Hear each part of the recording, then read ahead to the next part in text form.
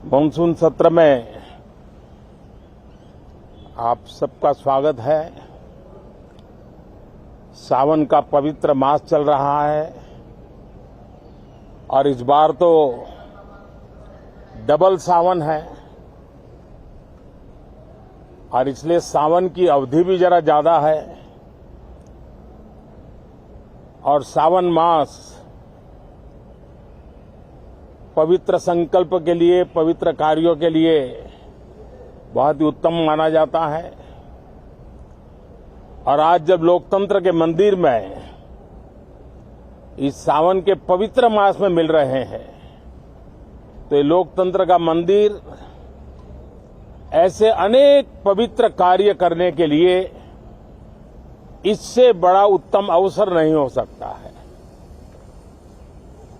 मुझे विश्वास है कि सभी माननीय सांसद मिलकर के इस सत्र का जनहित में सर्वाधिक उपयोग करेंगे।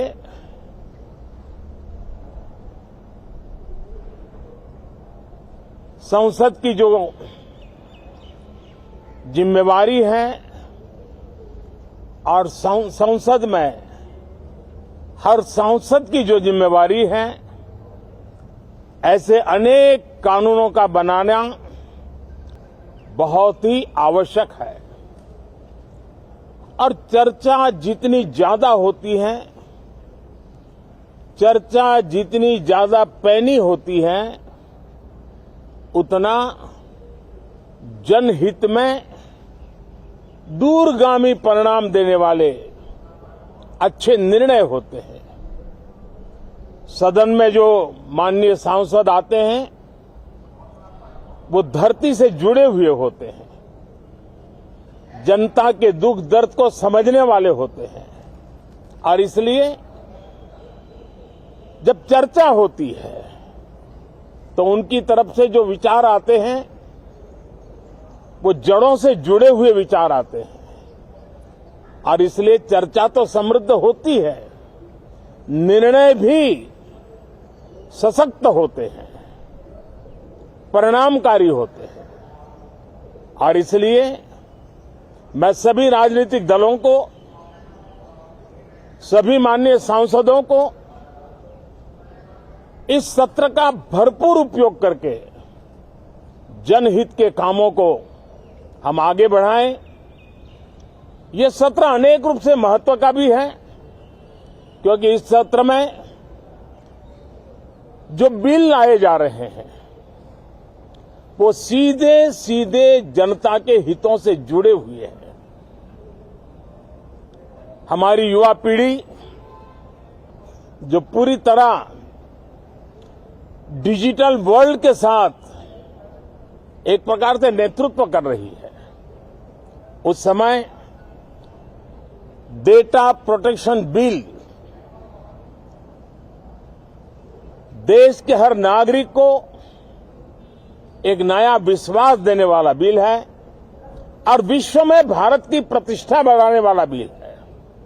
उसी प्रकार से नेशनल रिसर्च फाउंडेशन, ये बिल एनआरएफ नई शिक्षा नीति के संदर्भ में एक बहुत बड़ा अहम कदम है और इसका उपयोग अनुसंधान को बल देना, इनोवेशन को बल देना, रिसर्च को बल देना और हमारी युवा पीढ़ी जो विश्व के अंदर नए उपक्रमों के द्वारा विश्व का नेतृत्व करने का सामर्थ्य रखती है, उनके लिए बड़ा अवसर देकर के आ रही है।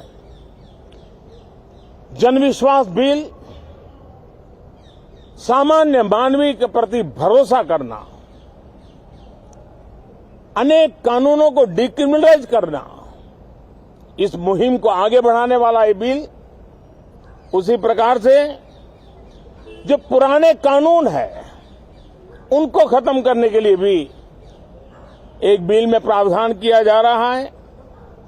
हमारे यहां सदियों से एक परंपरा रही है कि जब विवाद हो तो संवाद से सुलझाया जाए।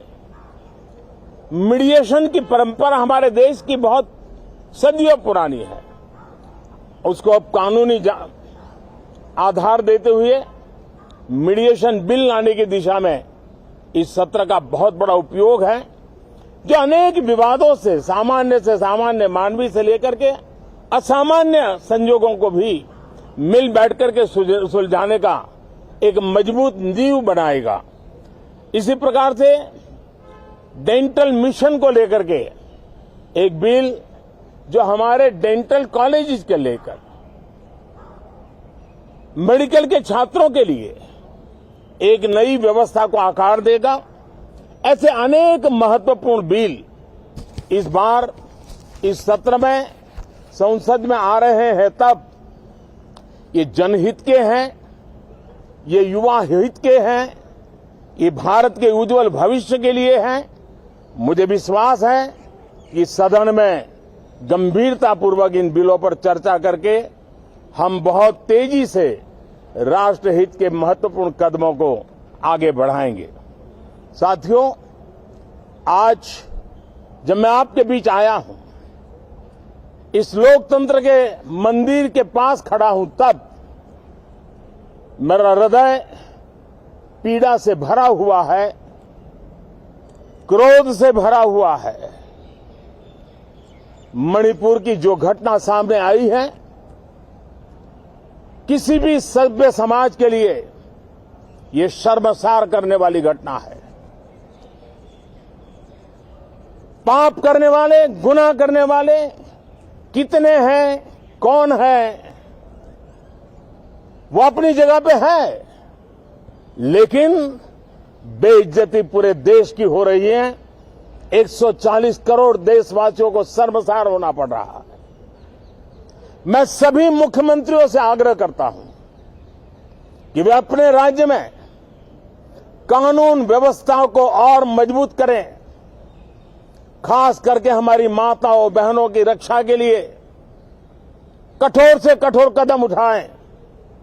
घटना चाहे राजस्थान की हो, घटना चाहे छत्तीसगढ़ की हो, घटना चाहे मणिपुर की हो, इस देश में, हिंदुस्तान के किसी भी कोने में, किसी भी की राज्य सरकार में राजनीतिक वाद विवाद से ऊपर उठ करके कानून व्यवस्था का महात्म्य, नारी का सम्मान, और मैं देशवासियों को विश्वास दिलाना चाहता हूं, किसी भी गुनहगार को बख्शा नहीं जाएगा। कानून अपनी पूरी शक्ति से, पूरी सख्ती से एक के बाद एक कदम उठाएगा। मणिपुर की इन बेटियों के साथ जो हुआ है, इसको कभी माफ नहीं किया जा सकता है।